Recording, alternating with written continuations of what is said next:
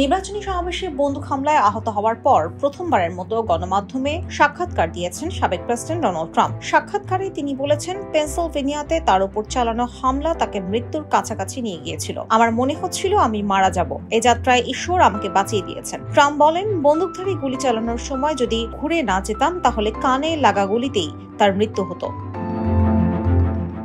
শনিবার সন্ধ্যায় পেনসিলভেনিয়া বাটলারের সাবেক প্রেসিডেন্ট ডোনাল্ড ট্রাম্পের নির্বাচনী জনসভায় গুলি চালানো হয়। এতে ট্রাম্প বেঁচে যান, কিন্তু তার ডান কান ফুটো হয়ে গুলি বেরিয়ে যায়। ডান কানে আঘাতের কারণে বেশ রক্তক্ষরণ হলেও বর্তমানে নিরাপদ ও সুস্থ আছেন তিনি।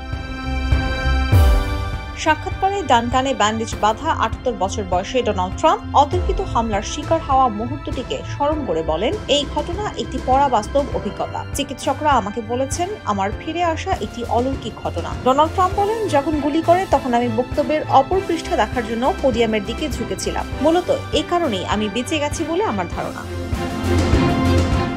তবে সিক্রেট সার্ভিস এজেন্টদের পাল্টা গুলিতে নিহত হন ট্রাম্পকে হত্যা চেষ্টাকারী থমাস ম্যাথিউ ক্রুকস। এছাড়া এই হামলায় র্যালিতে থাকা ট্রাম্পের একজন সমর্থকও নিহত হন আর গুরুতর আহত হন আরো দুজন। ট্রাম্প তাকে রক্ষা ও বন্দুকধারী থমাস ক্রুকসকে হত্যার জন্য সিক্রেট সার্ভিসের প্রশংসা করে তিনি বলেন, নিরাপত্তা বাহিনীর কর্মীরা দুর্দান্ত কাজ করেছেন।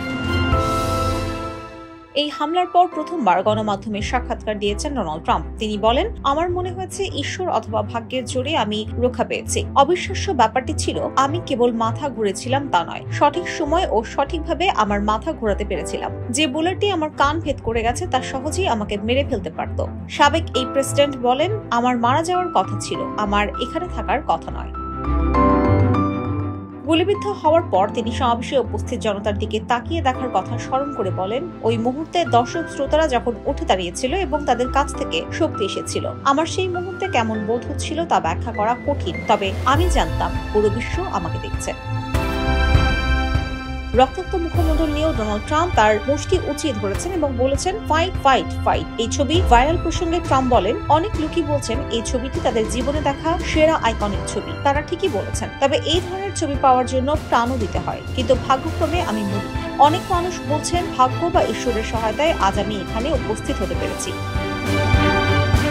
তিনি আরো বলেন, তাকে হত্যা করার চেষ্টা তার জন্য একটি পরাবাস্তব অভিজ্ঞতা হিসেবে বর্ণনা করেন সাক্ষাৎকারে। ট্রাম্প জানান, রিপাবলিকান পার্টি সম্মেলনের জন্য বাইডেনের ভয়ঙ্কর প্রশাসনের বিরুদ্ধে তিনি খুব কড়া ভাষায় তার বক্তব্য তৈরি করেছিলেন, কিন্তু হামলার ঘটনার পর তা পুনরায় আবার লিখেছেন। আগে তীর ছুঁড়ে ফেলে দিয়েছেন, কারণ ট্রাম্প দেশকে ঐক্যবদ্ধ করতে চান। ট্রাম্প আরো বলেন, আমি জানতাম যে ইতিহাস এর বিচার করবে এবং আমি জানতাম আমাকে তাদের জানাতে হবে যে আমরা ঠিক আছি।